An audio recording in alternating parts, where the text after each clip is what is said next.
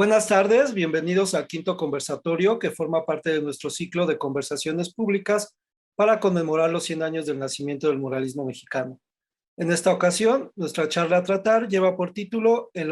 otro origen del muralismo mexicano, Montenegro y Atl, en el antiguo convento de San Pedro y San Pablo.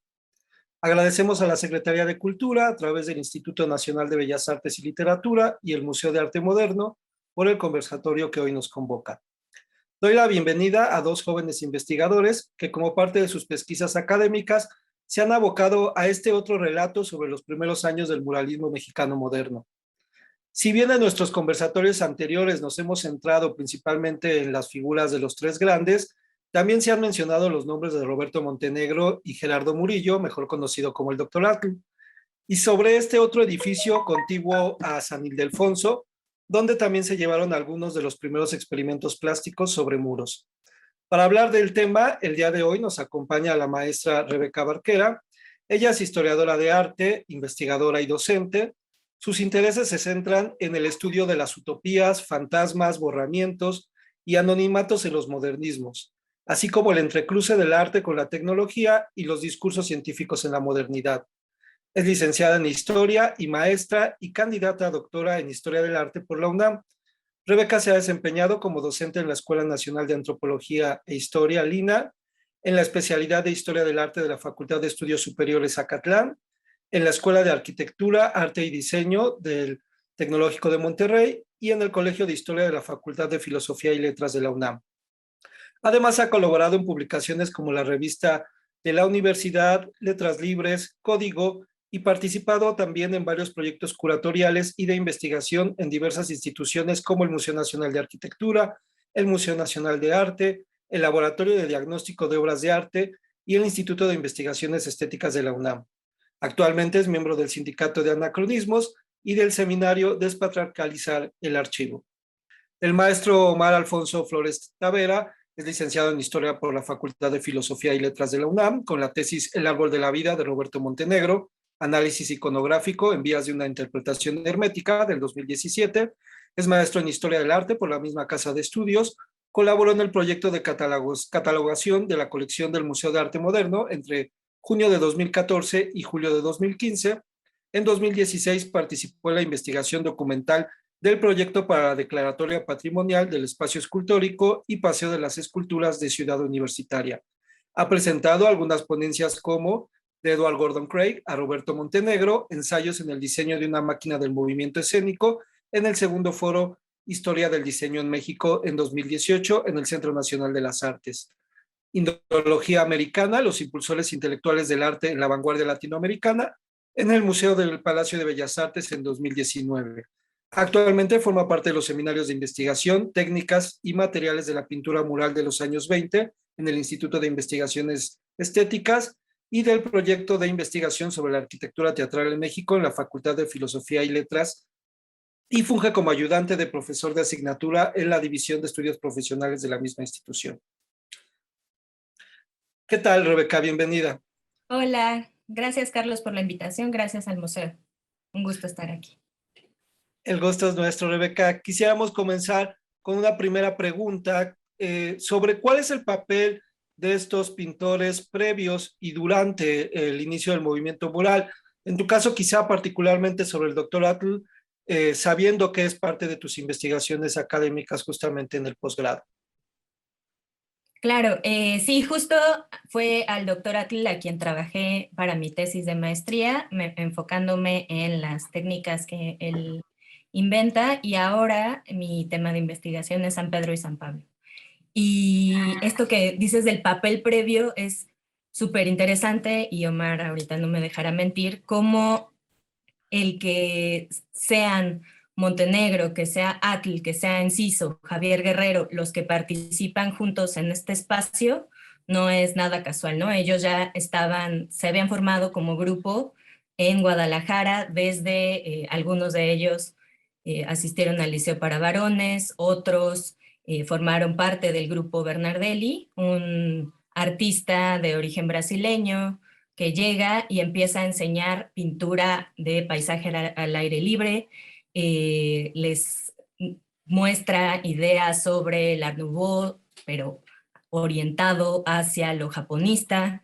y empiezan ellos a formar sus propios círculos, forman la revista de Guadalajara, forman parte del Ateneo también de Guadalajara, después el Círculo Bohemio, y bueno, forman parte como de ese gran estallido de pues la vanguardia, digamos, la pintura de vanguardia, el arte de vanguardia desde el occidente de México. Y también como papel previo me parecía importante mencionar, ya enfocándome en Atl, como, bueno, después de tener esta formación tan dispersa, él no forma parte de los estudiantes de la Academia de San Carlos, sino que cuando llega a la Ciudad de México, él ya está formado y empieza a gestionar, organiza las colecciones de la academia, él plantea muchísimas otras exposiciones por fuera, la de Sabia Moderna de 1906,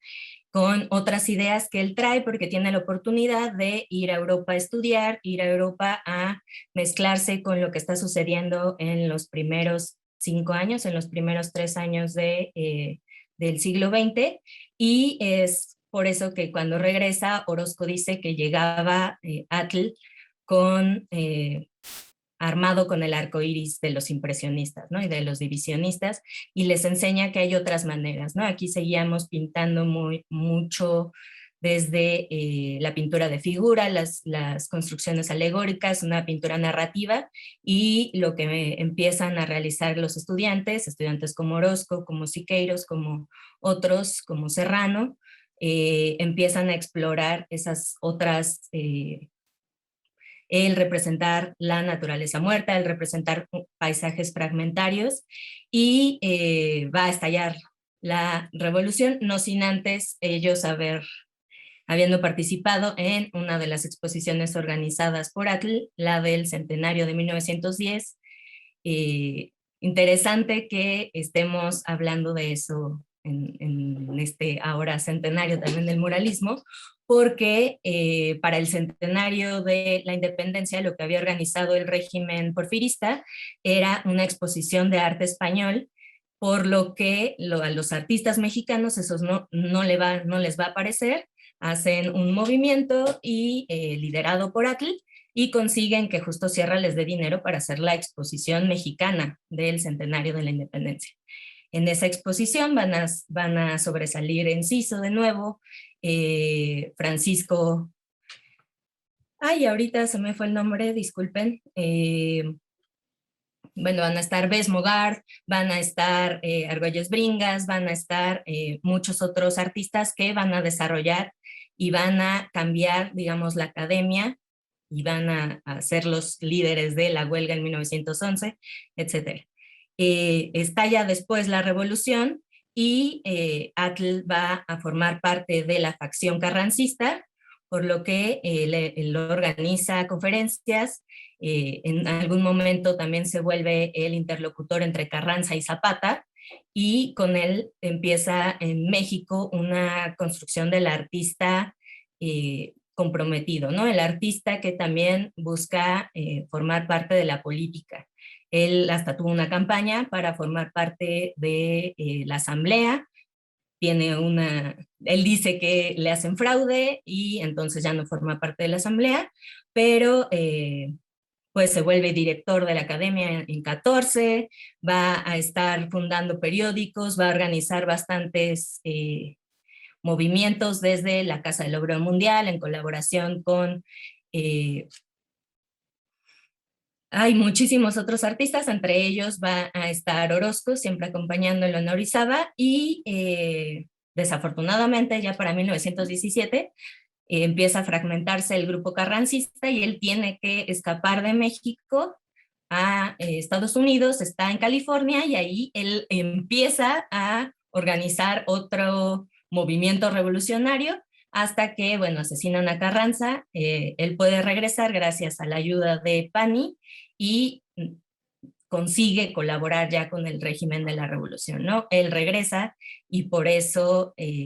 puede formar parte y le comisionan el catálogo de la exposición que organizan Montenegro y Enciso, sus dos amigos de Guadalajara, puede participar en esa exposición de arte popular, que también forma parte de las exposiciones conmemorativas, y empieza también a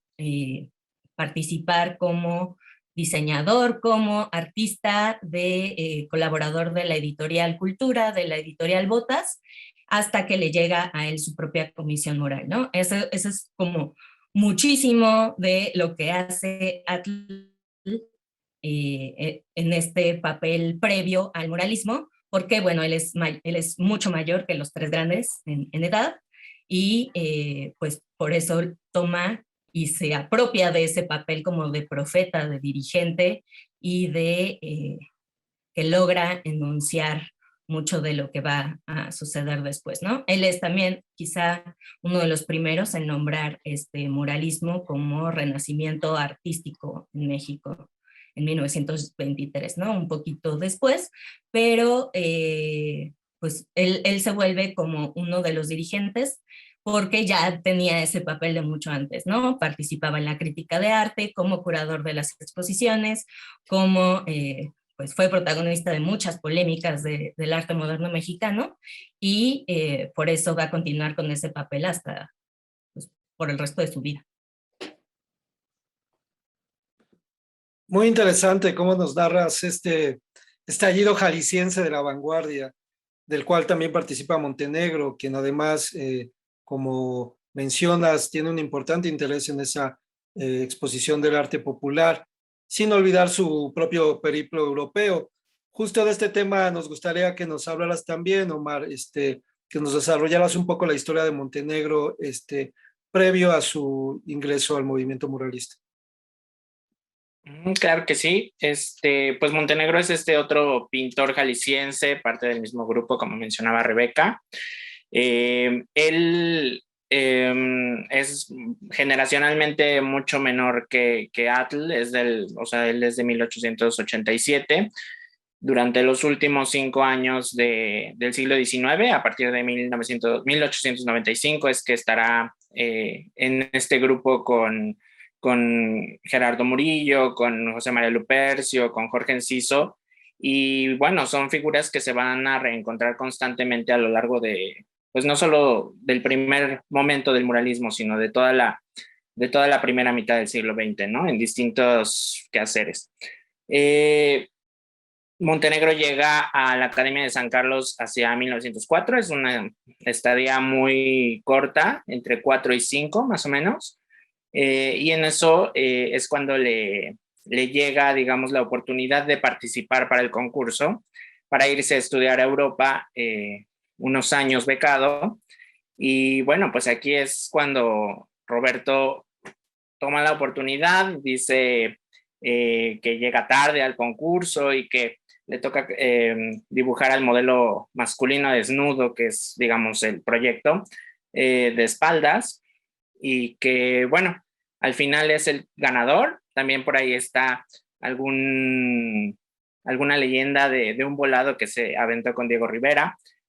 porque pues también entre los dos son pues de los alumnos más destacados de Antonio Fabrés, de profesores como Germán Gedovius, compañeros de Ángel Zárraga, también, que está por ahí. Y finalmente Roberto Montenegro tiene la oportunidad de irse a Europa, a donde llega primero a Madrid, a España, también apoyado por su primo, que es Amado Nervo, y que en ese momento él funge como agregado cultural en el mismo contexto madrileño, y también le permite conectarse con toda la élite intelectual del momento. Roberto entra a estudiar sobre todo grabado a la Academia de San Fernando de Madrid, y a partir de ahí también empezará como a hacer cierto peregrinaje artístico, a revisar museos, a visitar obras famosas de los artistas, digamos, consagrados europeos, y efectivamente, bueno, regresa también para el centenario de la Revolución a México, hacia el 1910, entonces ese es, digamos, el primer periodo de estadía de Roberto en Europa. Y bueno, está aquí en 1910, en 1911, estalla la revolución y nuevamente él se va a Europa, ahora ya con sus propios medios. Y este segundo periodo también es importante porque tiene distintos momentos de estudio a través de España, de Francia, se baja a Italia, pasa a Venecia, pasa a Florencia, pasa a muchas regiones de la península itálica. Y bueno, yo considero también que estos viajes en Italia son importantes para, digamos, el momento o las obras que estará preparando hacia el inicio del muralismo, ¿no? Entonces, bueno, pues a partir de estos 15 años de formación en Europa, hacia 1914, cuando estalla la Primera Guerra Mundial, pues Roberto Montenegro, junto con otros artistas mexicanos de la época que están allá y de muchos artistas de la vanguardia europea misma, va y se refugia en Palma de Mallorca, y ahí en Palma pues estará trabajando esos años entre 1914 y 1919, y también es importante el periodo porque en 1919 realiza su primer trabajo mural, que pues es de características muy decorativas, básicamente. Es un paisaje, el paisaje mallorquí. Ahí mismo realiza distintas obras que por desgracia no nos llegan, porque bueno, hacia 1919 ya él regresa a México, un poco porque había estado de alguna forma varado en Europa, y bueno, por fin teniendo los recursos para poder reingresar e incorporarse a los trabajos de la reconstrucción nacional, desgraciadamente su equipaje sufre un percance en la bahía de Nueva York, y ahí tenemos registro de que se pierde muchísima obra de la que realiza él mismo en Mallorca. Entonces también muchas de las fuentes que nos permitirían estudiar un poco mejor el segundo periodo de Roberto Montenegro en Europa, pues se pierden porque pues ahí se echan a perder libros, se echan a perder correspondencias, o digamos son un gran faltante que nos preparan para estos primeros años de la década de 1920, ¿no? Entonces, bueno, hacia 1919 regresa y de entrada pues empieza a trabajar en las obras de reconstrucción del Palacio de Bellas Artes, hasta que pues hacia 1921 José Vasconcelos lo llama, lo contrata en mayo, y lo contrata, digamos, con la intención de plantear un primer momento del muralismo que, por ejemplo, Jean Charlotte dice, bueno, es como un ensayo, ¿no? Antes de pasar a los muros de San Ildefonso, empezar un poco con San Pedro y San Pablo, con este grupo de artistas que nuevamente se reencuentran aquí, ¿no? Tanto Dr. Atl como con Jorge Enciso. Qué bueno que hayas mencionado esta disputa con Diego Rivera, que es su contemporáneo, y tiene también este viaje a Europa, principalmente a Italia, y su posterior regreso a México, similar a Atl. Y este primer ejercicio mural en Mallorca, que a veces no se menciona tanto previo al proyecto vasconcelista, y cómo ya nos vas detallando todos estos trabajos, este reencuentro que se da en San Pedro y en San Pablo, lo cual me lleva a preguntarles ¿por qué se le considera que en realidad es el otro origen del muralismo? ¿Qué pintan ahí respectivamente Atl y Montenegro? ¿Y qué pasa incluso con sus murales y con el propio edificio que a lo largo de los años ha cambiado de funciones? No sé si gustes comenzar, Rebeca, para hablarnos de Atl y de esos murales que ya nos contarás el destino que sufrieron. Quizá antes de los murales, ahora que hablaba Omar digamos, las primeras experimentaciones murales de Montenegro en Mallorca, también Atl se sabe solo por las cartas, por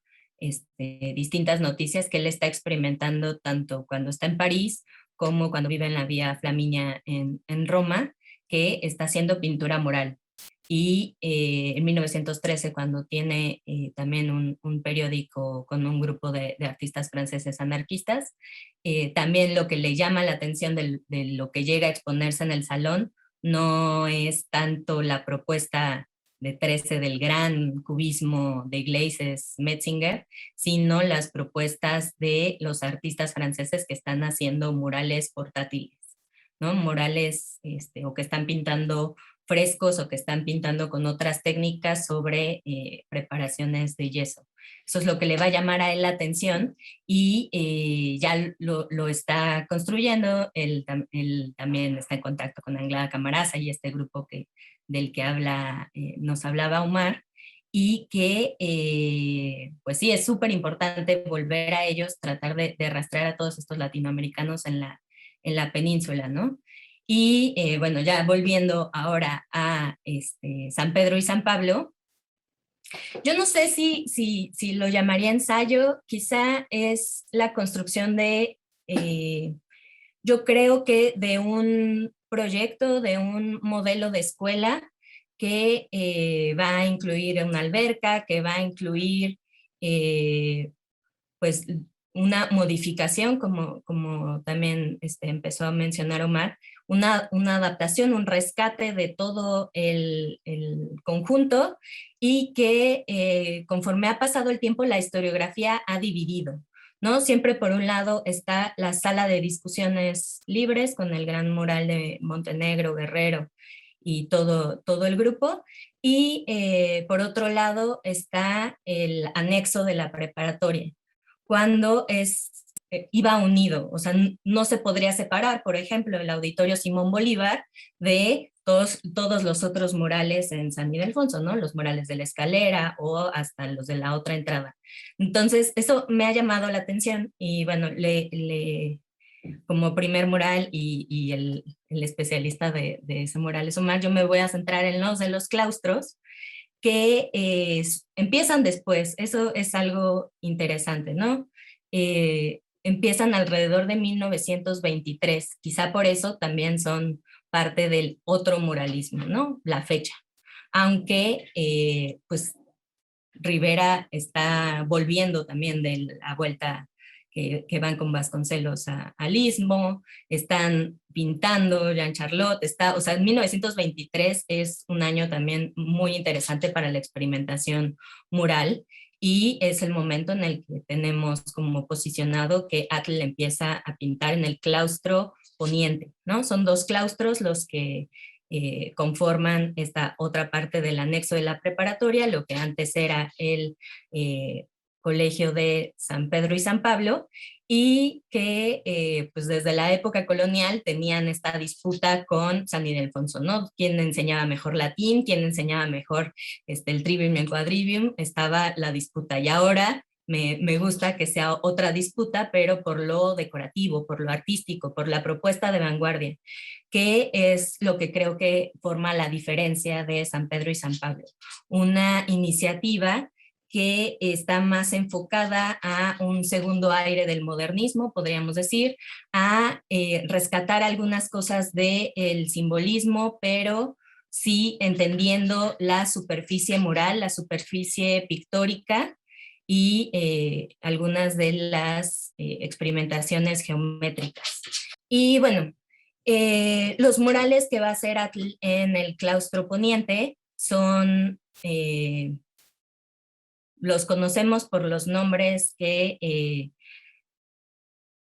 le pusieron para ilustrar algunos de los libros publicados en esos años 20, porque, pues, es el spoiler alert, los murales no llegaron a nosotros, ¿no? Fueron destruidos en la misma década de los años 20, y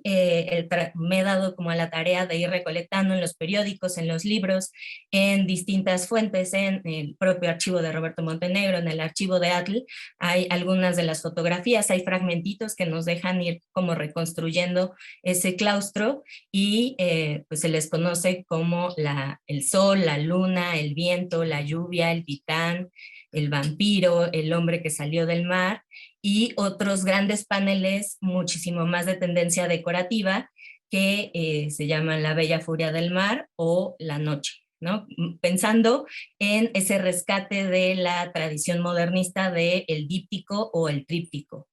en esa como división y formar una narrativa secuencial que al mismo tiempo es simultánea y por eso están cercanos a la vanguardia. Ellos a quienes quizá están leyendo no son las propuestas comunes, sino esa relación con Anglada Camarasa o el neotradicionalismo o ese posicionamiento sí de Puvis de Chavannes, de los artistas franceses que empiezan también a realizar paneles decorativos para los edificios gubernamentales y después también privados. Y pues bueno, o sea, Atl es el que empieza ahí, son figuras alegóricas con un dibujo un tanto despreciado desde la historia del arte, como si no le interesara cuidar las proporciones, como si no le interesara la simetría o una relación con lo natural, sino exagerando el manierismo que desde la crítica también nos ha llegado, ¿no? Orozco decía que él les enseñaba y les hablaba muy emocionado de la Capilla Sixtina, de los músculos de la pintura de Miguel Ángel, y se puede relacionar mucho de estos murales con ese tipo de pintura. Hay muchas posturas que nos recuerdan sobre todo a el juicio final en la Capilla Sixtina, y en cambio el tratamiento de los paisajes va a ser muy diferente. Los paisajes en el fondo van a ser geométricos, según la crítica de colores estridentes, una relación del rojo con el verde,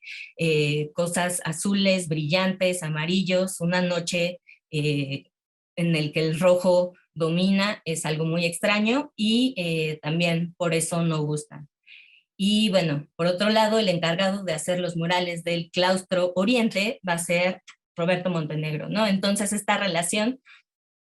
pues es muy cercana, es imposible no pensarlos juntos y sobre todo en esta época, ¿no? Montenegro va a tener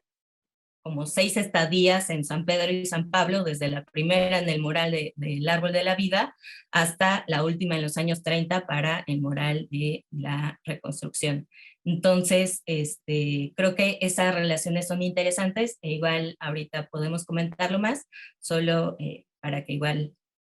Omar nos cuente y volvemos a los otros murales. De acuerdo, Rebeca. En ese sentido, Omar, ¿qué hay con Montenegro? Que incluso se llega a mencionar que es el favorito de Vasconcelos por encima de Rivera. De hecho, es quien pinta la oficina del secretario de Educación. Pero, ¿qué pasa también con Montenegro en San Pedro y San Pablo, donde además trabaja en un proyecto colectivo con Enciso, Ledesma, Guerrero, y que justo es uno de los puntos centrales del muralismo como un proyecto colectivo?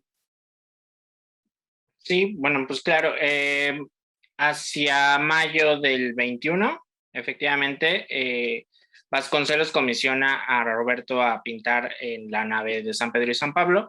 una nave que estaba pues en las peores condiciones. Aquí también me gustaría incluir la importancia que tiene Jorge Enciso un poco en la elección del espacio, ¿no? Jorge Enciso es nombrado inspector de monumentos históricos hacia 1915, a partir de la ley promulgada de conservación de 1914. Y bueno, de las primeras denuncias que Jorge Enciso hace en su cargo en 1915, pues es justo el estado en el que se encuentra la nave de San Pedro y San Pablo, porque pues entre los años de la lucha armada de la Revolución, ahí se instaló un cuartel oaxaqueño que bueno, tenía la nave pues en condiciones terribles,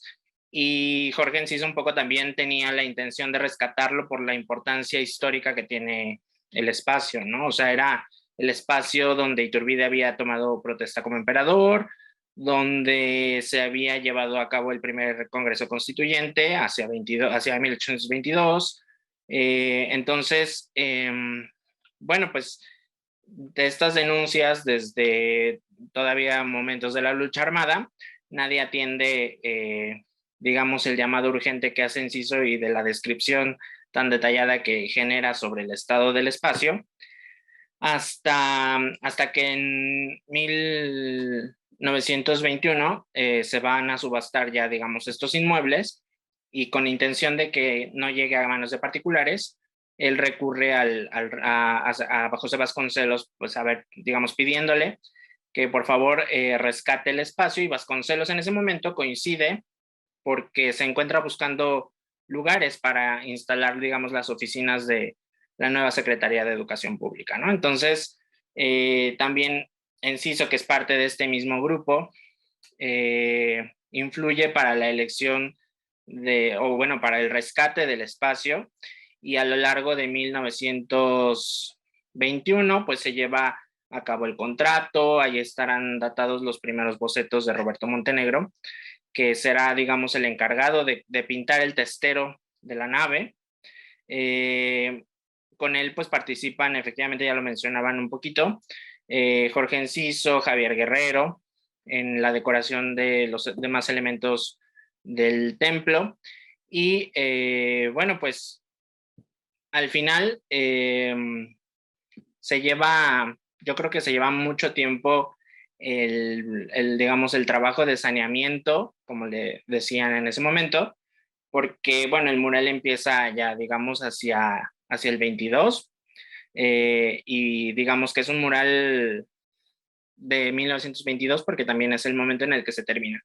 También cabe señalar que el espacio será destinado, o bueno, es la intención, a albergar la sala de discusiones libres. Y este espacio, digamos, tiene dos inauguraciones, dos momentos importantes. Uno en 21, yo creo que un poco apresurado, para hacerlo coincidir con el día de Dante Alighieri, el 14 de septiembre del 21, que este año también se cumple centenario. Y otro, pues ya digamos, con todo el acondicionamiento, las bancas, el mural, la decoración completa, ya en 1923. Entonces, el mural que va a ejecutar Roberto en la nave de San Pedro y San Pablo, pues es el Árbol de la Vida, del cual pues ha habido distintas interpretaciones simbólicas, iconográficas de contenido, hablando desde el hecho de que puede representar un árbol, el árbol de la vida, el árbol de la ciencia, le llaman también la danza de las horas. Por ahí hay una mención de que es un árbol persa. Por mi parte, yo propuse la idea de que es un lignum vitae, ¿no? Volviendo un poco a la importancia que tiene Italia en este contexto de los primeros años del muralismo, los lignum vitae son estos árboles de la vida que se pintan en Italia. Podemos hablar de la región toscana, durante el siglo XIV, y que abundan en los claustros de las órdenes mendicantes, de franciscanos, de dominicos, y que tienen estas características porque efectivamente son las mismas que conforman el bagaje visual de este periodo, ¿no? Del Trecento. Entonces tenemos un árbol con una procesión de personajes que en los originales franciscanos pues podríamos hablar de 12 hombres que son los apóstoles y Cristo al centro, y la relación que existe de esto con el árbol de la vida en el sentido de que Montenegro pinta al centro un San Sebastián originalmente, y una procesión de 12 mujeres a las que se han identificado como las horas en representación de la noción del destino, ¿no? Entonces, pues el árbol también estará lleno de medallones, de cartelas, de elementos fitomorfos y animales, justo como ocurre también en estos lignums vitae de la mística franciscana. Y bueno, por la característica de la época, que historiográficamente se conoce como la manera greca, pues presenta características semejantes al orientalismo bizantino, un poco que permea durante toda Europa en el siglo XIV, ¿no? De fondos dorados, con figuras en el primer plano, un poco sin tanto el estudio del volumen, con figuras alargadas, curveadas, y que, bueno, un poco hacen combinación o una simbiosis con las mismas formas y las líneas de las que Montenegro todavía es muy asiduo del Art Nouveau, de todas estas formas del fin del siglo XIX. Y bueno, pues el contenido estará muy relacionado siempre, sobre todo en estos primeros años del muralismo, con la filosofía de José Vasconcelos. La idea del árbol de la vida recae en que el árbol de la vida o el árbol del Lignum Vitae es el camino de redención del cristianismo, de un cristianismo místico franciscano. Y en Montenegro, con Vasconcelos, el árbol de la vida digamos, sería el camino de la redención a partir del arte propio de la filosofía del secretario de Educación, ¿no? O sea, aquí también nos hacen falta muchas fuentes para poder seguir explorando este motivo, porque pues los dos vieron con menosprecio en algún momento este primer momento del muralismo, este primer mural. Y bueno, pues el mural también ha sufrido distintos momentos, digamos, de destrucción, ha sufrido cambios iconográficos. Yo he podido como reconstruir a partir de las fotografías históricas la sustitución del San Sebastián original por un hombre con armadura. Después en algún momento queda la armadura y la cara original del Sebastián, pero después también aparece un rostro bigotón que no sabemos en qué momento llega ahí. Las figuras femeninas tienen distintos atributos, de los cuales yo creo no todos son originales, o sea, no todos forman parte del programa iconográfico inicial y que han sido añadidos pues con posterioridad. De repente puede ser por el mismo Montenegro, pero también por restauraciones. Aquí la más drástica ocurre en 1944, donde, bueno, interviene en el mural de forma muy agresiva e incluso lo que era un temple original y del cual también estaba muy orgulloso el autor, por decirlo de alguna forma, por haber rescatado esa técnica de aquellos a los que él denomina los primitivos italianos, la técnica del temple sobre el muro, termina siendo intervenido con pintura de aceite. Y bueno, también la nave ha pasado, digamos, por un destino muy azaroso, donde ha sido bodega, ha sido escuela de teatro, ha sido ha sido ocupada para muchas cuestiones y esto ha dañado el mural. Sin mencionar que, bueno, para el 85 también se abrió por completo la nave y hasta la fecha, bueno, ahí está la grieta que parte el mural en dos y que nuevamente pues fue reintervenido, ¿no? Entonces, pues digamos, este sería el trabajo central del testero, aunado con los elementos fitomorfos que se han identificado como elementos rescatados de las artes populares, que junto con Enciso Nuevo y Javier Guerrero, Montenegro pinta en los arcos, fajones y formeros de toda la nave, ¿no? Creo que nuestro público ha quedado cautivado con esta crónica que nos han hecho de estos dos pintores y especialmente del antiguo Colegio de San Pedro y San Pablo, del que nos han dado luz sobre su amplia historia. Justo en estos recuentos,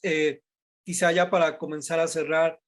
pero sí en espera de una extensa respuesta de su parte, nos pudieran platicar qué sucede con estas figuras después de estos primeros murales, hay continuidad o no dentro del proyecto, por qué a la postre han quedado un tanto relegados en su fama frente a personajes como suelen ser los tres grandes, pensando también en las lapidarias críticas que, por ejemplo, hace Charlotte y Siqueiros bajo el seudónimo del ingeniero Hernández Araujo, criticándolos de decorativos y que no estaban al tono de este nuevo clasicismo y que ha sido tema también de otros conversatorios, pero creo que hoy es justo el momento para que puedan respaldar el papel de Montenegro y Atl, y particularmente para que a 100 años de que comenzó este movimiento, ¿cuál es, sinceramente, el peso y la figura que tendrían en la actualidad estas dos figuras? Y que por lo mismo los hemos invitado y hemos hecho partícipes al público de esta plática sobre Atl y Montenegro. Bueno, a mí me gusta estar ahora del otro lado, de los que no ganaron, que de los que, justo como dice Omar, o sea, el propio mural de Montenegro también tuvo sus distintas destrucciones y pues San Pedro y San Pablo no se convierte en uno de los grandes orígenes del muralismo porque también se destruyen sus murales, ¿no? Los murales que les comentaba del claustro poniente de Atl, a pesar de estar hablando de una teoría de la ciencia, de una posible conexión de América con Asia, de estar proponiendo, pues sí, teorías antropológicas importantes, no sobreviven porque están, según dice el propio Atl, representando desnudos y a los secretarios de educación pública no les van a gustar. En el otro claustro, los murales de Montenegro, solo nos queda uno, que es el que logran desprender el equipo de Tomás Urián y que ahora conocemos como Alegoría del Viento, que está en el Museo del Palacio de Bellas Artes. Pero había otros de los cuyos nombres conocemos: Maquinismo, Carnaval del Istmo, Justicia, Nuevo Día, que están representando esos temas que odia el ingeniero Hernández Araujo, o bueno, Charlotte Siqueiros y hasta Rivera. Dicen que están en San Pedro y San Pablo, estaban enjarrando los muros, ¿no? Llenándolos de arte popular. Y esa es una de las líneas importantes que se están trabajando en San Pedro y San Pablo y que van a continuar estos artistas, pero ahora desde las exposiciones, ¿no? Como hablábamos, no solo de 1921, sino con el recorrido que van a hacer por California con Javier Guerrero y después las propuestas de museos del propio Montenegro en el Palacio de Bellas Artes, o también el posicionamiento de Atl de convertir el antiguo convento de la Merced en un mercado de artes populares, una propuesta de vincular a los artistas, a los artesanos y el turismo, y una propuesta política importante, ¿no? Creo que esa es una de las líneas. Otra, que es una de las que yo he trabajado, están construyendo también, muy siguiendo la línea de Vasconcelos, una propuesta orientalista que vincula justo el arte popular mexicano con el arte de Japón, el arte de China, y empiezan a pintar justo la Nao de China, empiezan a hablar de estas conexiones transpacíficas, muy unidos o siguiendo también la propuesta literaria de Tablada, y que también es otra de las líneas importantes de este tipo, o de la propuesta moral de San Pedro y San Pablo. Y quizá la última, y por la cual no ha llegado hasta nosotros, es la técnica, ¿no? El mural del árbol de la vida sí se conserva bien a pesar de todos los problemas que ha tenido, como lo ha estudiado Omar, porque está en un interior. Los otros, al estar digamos, a la medio intemperie, al ser claustros abiertos, pues se conservan peor, y los de Atl formaban parte de su propia experimentación artística, que incluía el uso de ceras que pues no se conservan muy bien a la intemperie y que además luego pues se arrancan, se tiran, porque cambia también el proceso del propio sistema educativo nacional, ¿no? Antes terminabas la primaria e ibas directamente a la Escuela Nacional Preparatoria, algunos, ¿no? Los elegidos. Ahora tenías que pasar por un primer año que después, en 1926, se va a convertir en la escuela secundaria y se va a empezar a modificar. Entonces, el anexo de la preparatoria va a ser el lugar donde se reciban a estos, pues, primeros estudiantes de la escuela secundaria, y por eso tampoco les gustan este tipo de alegorías, de desnudos, porque se va a convertir en una escuela secundaria y acaba como escuela para señoritas, ¿no? La secundaria 6. hasta hace muy poco tiempo que recuperó el espacio el Cencropam y ahora es ese lugar donde se decide la restauración y conservación de la obra mueble de México. Y pues bueno, o sea, sí es una tendencia que logra continuar en los museos, logra continuar en esas vinculaciones con el mercado y también, que va a ser súper importante y da continuidad a algo que nos estaba explicando Marc, ese interés por el rescate de lo colonial. Creo que desde cómo pintan y delinean la arquitectura en la sala de discusiones libres con estas cenefas, con los azulejos, con los vitrales, y también cómo va a continuar esa idea de unificar arquitectura y mural. Es algo que muchos de estos artistas van a continuar con las siguientes obras de Atl, por ejemplo, ha llegado hasta nosotros uno de sus murales, el único que ha llegado hasta nosotros, la vista de la ciudad de Puebla, que él estaba pintando en el convento de la Merced y que forma parte de un proyecto más grande de las iglesias de México. Un proyecto editorial de 7 volúmenes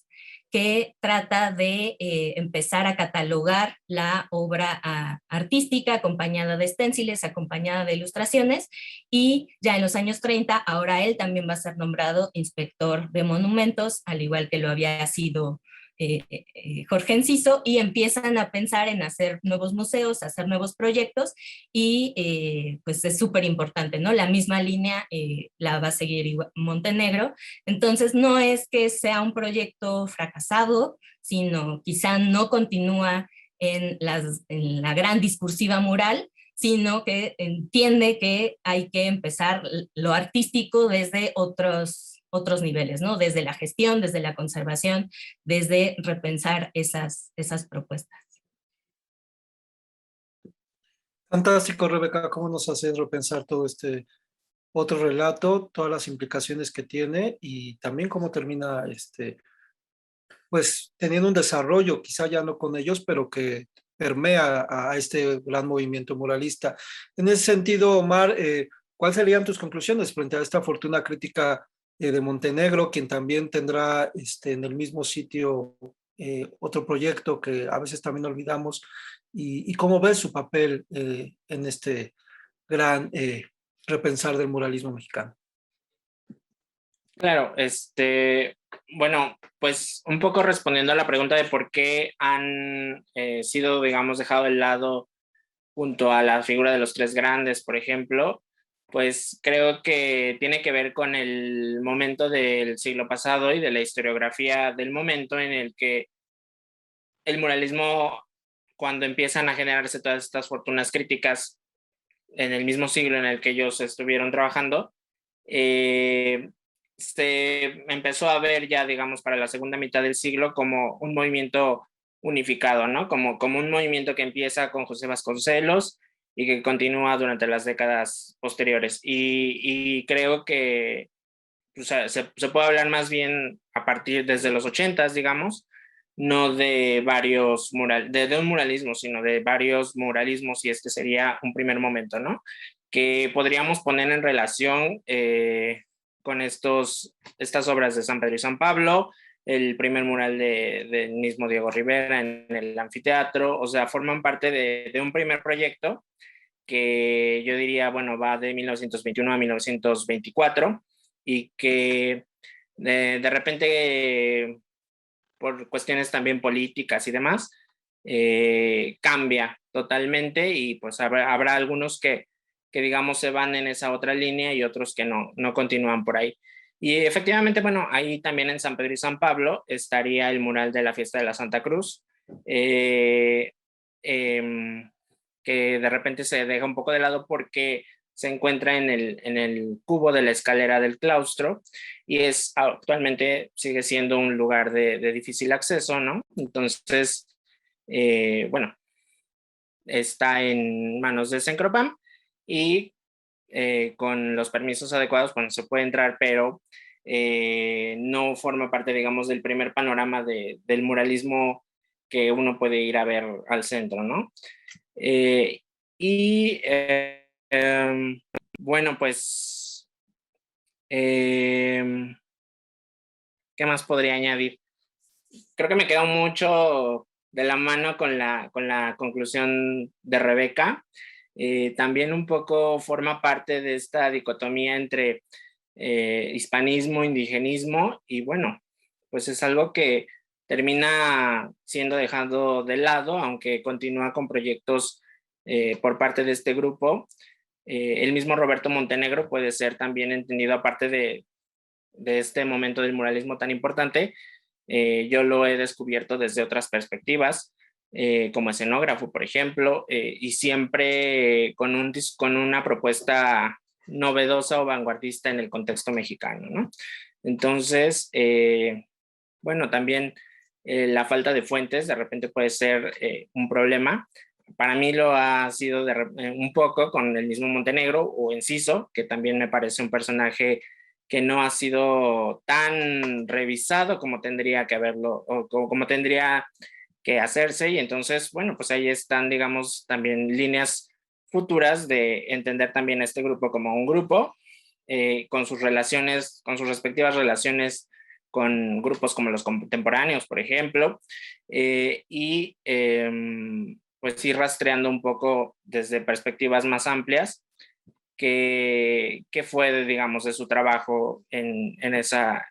línea, ¿no?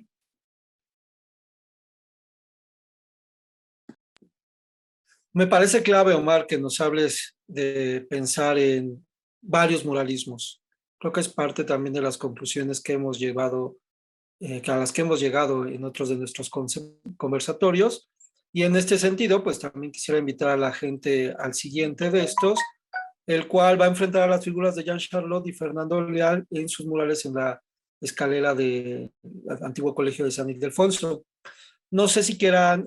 agregar algún punto que haya quedado en el tintero, alguna otra cuestión que nos quieran compartir alrededor de nuestro tema de hoy. Bueno, a mí quizá como pensar que en San Pedro y San Pablo no son solo los muralistas, sino también los arquitectos, son también los canteros. Montenegro es alguien que trabaja con los grabadores, con los canteros. Los murales del claustro de Atl están rodeando un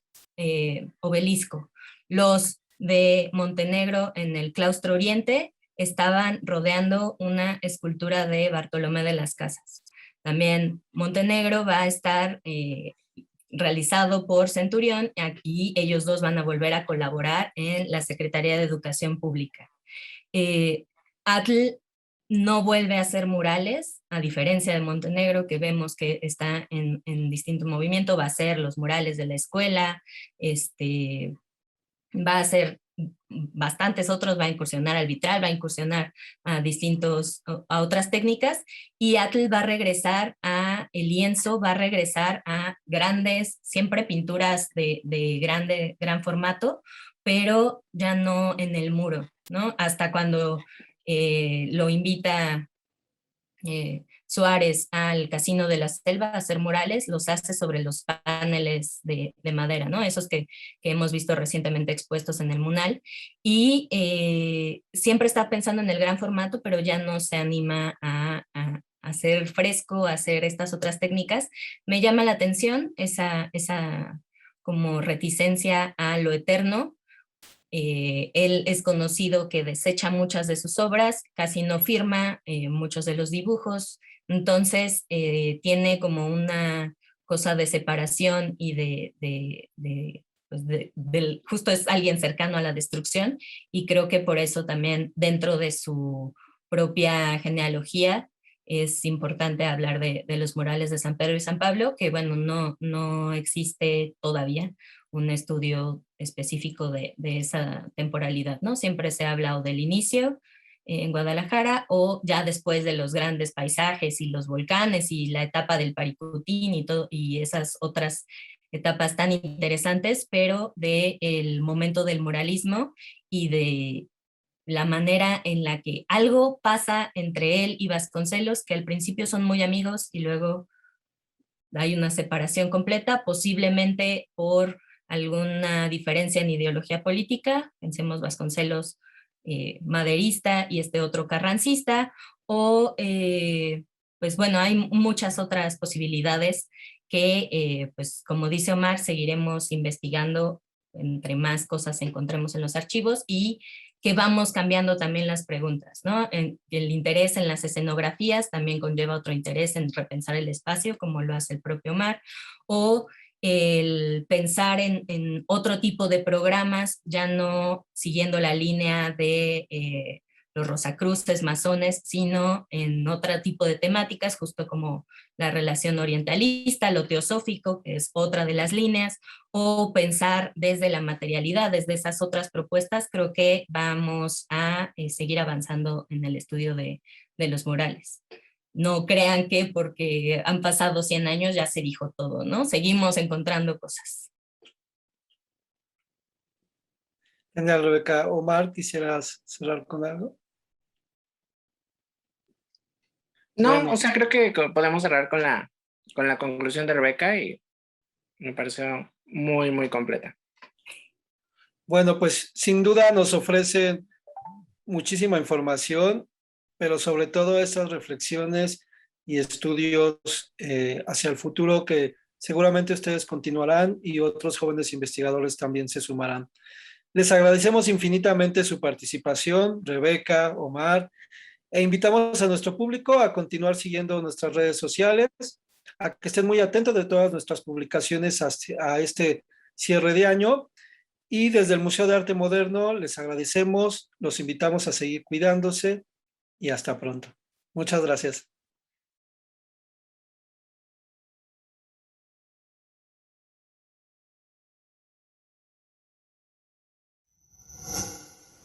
Gobierno de México.